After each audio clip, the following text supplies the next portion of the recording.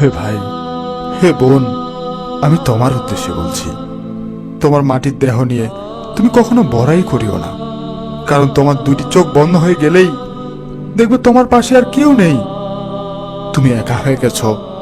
তোমার আত্মীয় স্বজন, তোমার ভাই বোন, তোমার পাড়া প্রতিবেশী, তোমার বউ একটা রাত পর্যন্ত তোমার কাছে থাকবে না, কারণ তুমি মৃত।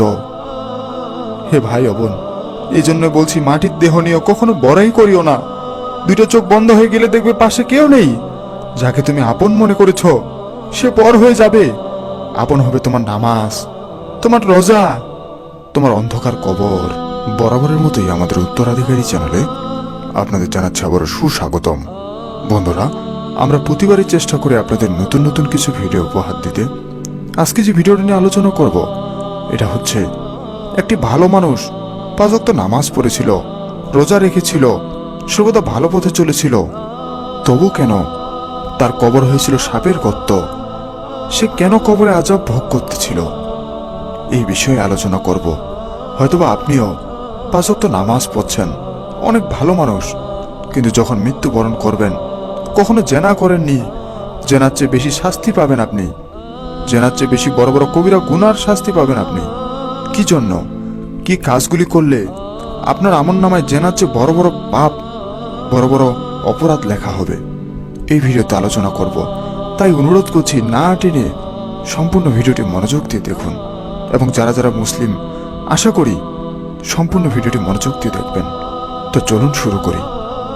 হে ভাই, হে বোন, তুমি আজকে অনেক টাকার মালিক, তোমার আজকে অনেক অর্থ সম্পদ আছে, তুমি আজকে সমাজে একটা সম্মান পেয়েছ, তুমি আজকে সংসারে একজন বড়, কত দায়িত্ব কর্তব্য তোমার, সকলে তোমাকে পছন্দ করে, এলাকাবাসী তোমাকে ভালোবাসে, সংসারে তোমার কথা মতোই সবকিছু চলে, সংসারে তোমাকে সবাই অনেক ভালোবাসে।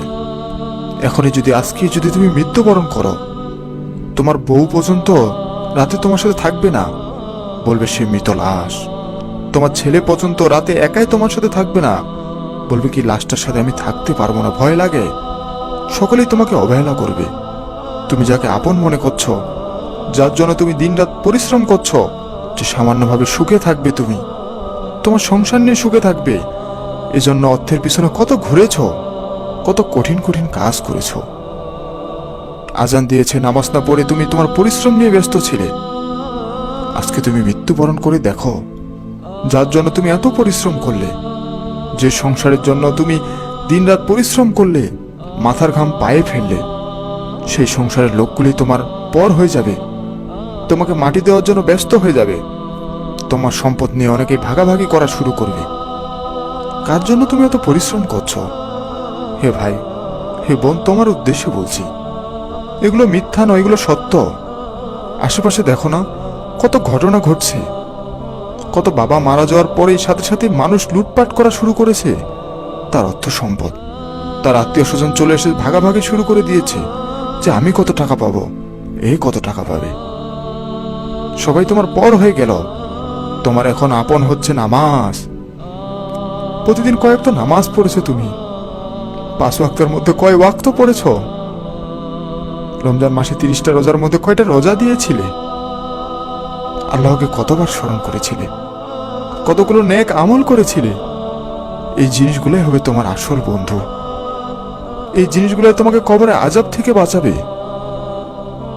এই জিনিসগুলো তোমাকে হেল্প করবে, তোমার পাশে থাকবে। অথচ এই দুনিয়ার জন্য তুমি এত পরিশ্রম করলে, যে দুনিয়ার জন্য তুমি এত মেহনত করলে, সেই দুনিয়া ছেড়েও তোমাকে বিদায় নিতে হচ্ছে। সেই সংসারের জন্য তুমি এত পরিশ্রম করলে, সেই সংসারের মানুষই তোমার পর হয়ে গেল। হে ভাই ও বোন, তোমার উদ্দেশ্যে বলছি, মনোযোগ দিয়ে সম্পূর্ণ ভিডিওটি দেখতে থাকো। নিশ্চয়ই তোমার চোখ দিয়ে পানি পড়া শুরু করবে, এবং হয়তো আজকে থেকে 5 ওয়াক্ত নামাজ পড়ার চেষ্টা করবে। হে ভাই, হে বোন, তুমি যদি আজকে মৃত্যুবরণ করো, তোমার নামটি আস্তে আস্তে সকলেই ভুলে যাওয়া শুরু করবে। সর্বোচ্চ 4 থেকে 5 দিন সবাই কান্নাকাটি করবে, তোমাকে স্মরণ করবে। এরপর আস্তে আস্তে সবাই আপন আপন কাজে লাগে যাবে। এরপরে তোমাকে ভুলে যেতে ধরবে। তুমি আস্তে আস্তে সকলে মন থেকে ভুলে যাবে, কেউ তোমাকে স্মরণ রাখবে না। কিন্তু তুমি যে মৃত্যুবরণ করলে, তোমার লাশটা দিন দিন পচতে শুরু করবে। কখনো পোকা আসে তোমার জিহ্বা খায় নিবে, কখনো দেখবে পোকা আসে তোমার চোখ খাচ্ছে, কখনো দেখবে তোমার নাড়ি ভুঁড়ি খাচ্ছে পোকায়। তুমি আস্তে আস্তে ধ্বংস হওয়া শুরু করবে, তোমার শরীর ছিন্ন বিচ্ছিন্ন হওয়া শুরু করবে, আর দুনিয়ার মানুষ তোমাকে ভুলে যেতে শুরু করবে। হে ভাই, হে বোন, তোমার আসল ঠিকানা কবর। সে কবরকে আপন মনে করো, সে কবরকে ভয় পাও, সে কবর সাথে বন্ধুত্ব সম্পর্কে করো। কবর তো বলে, আনা বাইতুল ওয়াহতা, আনা বাইতুল উরবা, আনা বাইতুল তুরাব, আনা বাইতুল তুর। হে মানুষ, আমি হচ্ছে নির্জনতার ঘর, আমি হচ্ছে মাটির ঘর, আমি হচ্ছে কীট পতঙ্গের ঘর, আমি হচ্ছে একাকিত্বের ঘর। তোমরা আমাকে ভয় করো, আমি তোমাদেরকে চিনব না। আমি তোমাদের একটি জিনিসে দেখব, তোমার নেক আমল, তোমার নামাজ, তোমার রোজা। এই জিনিসগুলোর উপর বিবেচনা করেই তোমাকে কবরে শান্তি দেওয়া হবে। এই জিনিসগুলোর উপর বিবেচনা করেই তোমাকে কবরে আযাব ভোগ করতে হবে। হে ভাই, হে বোন, তোমাদের উদ্দেশ্যে বলছি, তুমি আজকে নাস্তিক, তুমি মৃত্যুবরণ করে দেখো তোমার অবস্থা কি হয়। হে নাস্তিকরা, হে অমুসলিমরা, একটাবার মৃত্যুবরণ করে দেখো না তোমার অবস্থা কি হয়, কি শাস্তি পাও তুমি, কবর তোমার কি হয় একটিবার ভেবে দেখো।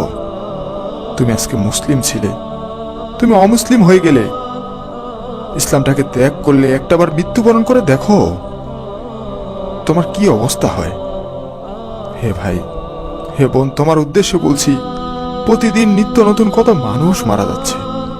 তারাও তো তোমার মতো একজন মানুষ, তোমার মতো আমার মতোই মানুষ। না জানি কোন দিন আমাদের ডাক চলে আসবে, না জানি কোন দিন সেই মানুষদের দলে আমরা পড়ে যাব, না জানি কোন দিন সেই মানুষদের লিস্টে আমরা পড়ে যাব যারা এই পৃথিবীতে নেই। হে ভাই, হে বোন, আসো না 5 ওয়াক্ত নামাজ পড়ি, আসো না আল্লাহর রাস্তায় চলি। আল্লাহর রাস্তায় চলতে কোনো টাকা লাগে না, অথচ টাকা দিয়ে কত কঠিন কঠিন কাজ করে মানুষ। অথচ আল্লাহ তাআলা সম্পূর্ণ ফ্রি দিয়েছেন। কোনো মসজিদ বলে না তুমি এখানে নামাজ পড়লে তোমাকে টাকা দিতে হবে, কোনো মসজিদ বলে না তুমি এখানে নামাজ পড়তে পারবে না। সারা পৃথিবীতে আল্লাহ তাআলার ঘর আছে, প্রতিটা গ্রামে গ্রামে আল্লাহ তাআলার ঘর আছে, তবু তুমি নামাজটি পড়ছ না, তুমি জামাতের সহিত নামাজ পড়ছ না। হে ভাই, তুমি মৃত্যুবরণ করে দেখো তোমার অবস্থা কি হয়। তুমি জালেম ছিলে, তুমি কাফের ছিলে, তুমি জেনাকারী ছিলে, তোমার অবস্থা কি হয় একটিবার মৃত্যুবরণ করে দেখো। হে ভাই, হে বোন, তোমাদের উদ্দেশ্যে বলছি, একটি অনেক ভালো মানুষ 5 ওয়াক্ত নামাজ পড়ছে, আল্লাহর দেখানো পথে চলছে, রোজা রাখছে, হজ করছে, যাকাত দিচ্ছে, কিন্তু সে ব্যাংকে টাকা রেখেছে, ব্যাংকে টাকা রেখে সে সুদ খাচ্ছে। আল্লাহ তাআলা বলেন, যে সুদ খায় সে 70টি নারীর সাথে যদি জেনা করে, যে পরিমাণ গুনাহ হবে একবার সুদ খেলে সে গুনাহ, সে যদি মৃত্যুবরণ করে দেখবে জেনার চেয়ে বড় বড় গুনাহগুলি তার আমলনামায় লেখা আছে। সে আল্লাহ তাআলাকে বলবে, হে মাবুদ, আমি তো ভালো মানুষ ছিলাম, নামাজ পড়েছি, রোজা রেখেছি, তবু আমার এই অবস্থা কেন? আল্লাহ তাআলা বলবেন, আমি কোরআন ও হাদিসের মধ্যে বলে দিয়েছিলাম, তুমি কি পড়নি? যে সুদের গুনাহ হচ্ছে সর্বোচ্চ, যে সুদ খায় এবং যে সুদ দেয়, দুটো গুনাহ সমান। তুমি যদি 70টি মেয়ের সাথে জেনা করতে যে পরিমাণ তোমার গুনাহ হতো, একবার সুদ খেলে তোমার সেই ধরনের গুনাহ। হে ভাই, হে বোন, তোমার উদ্দেশ্যে বলছি, সুদের চেয়ে বড় গুনাহ আর কিছু হতে পারে না আমাদের পৃথিবীতে। এবং যে মানুষ সুদ খায় অথবা সুদ নেয়, হে ভাইরা, তাদের জীবন অবস্থা ভালো থাকে না, তাদের মনে কখনো শান্তি থাকে না। হে ভাইয়েরা, হে বোনেরা, তোমাদের উদ্দেশ্য বলছি, তুমি চিন্তা করো, যে কোনো মুহূর্তে তুমি মৃত্যুবরণ করতে পারো, যে কোনো মুহূর্তে তুমি সে অন্ধকার কবরে চলে যেতে পারো। কবরগুস্তানে দেখো, শ্মশানের মতো কোনো জায়গা নেই, কোনো বাড়িঘর নেই, একটি মানুষও যায় না সেখানে, নীরব একটি জায়গা। তুমি সেখানে শুয়ে আছো, পোকারা তোমার শরীরের বিভিন্ন অঙ্গ খাচ্ছে, তোমার কবরে আযাব ভোগ করতে হচ্ছে তোমাকে। তুমি পৃথিবীতে যেমন কর্ম করেছ তেমনই ফল পাবে সেখানে। হে ভাইরা, হে যুবকেরা, তোমাদের উদ্দেশ্যে বলছি, তোমার শাস্তি তোমাকে ভোগ করতেই হবে, তোমার গুণাগুলি তোমাকে আযাব ভোগ করতেই হবে। এতে কোনো বাধা নেই। শুধু একটা জিনিসে বলছি, ভালো হয়ে যাও, 5 ওয়াক্ত নামাজ পড়ো, আল্লাহর রাস্তায় চলে আসো। নিশ্চয়ই আল্লাহ তাআলা ক্ষমাশীল, হয়তোবা তোমার সকল গুনাহ মাফ করে দিবেন।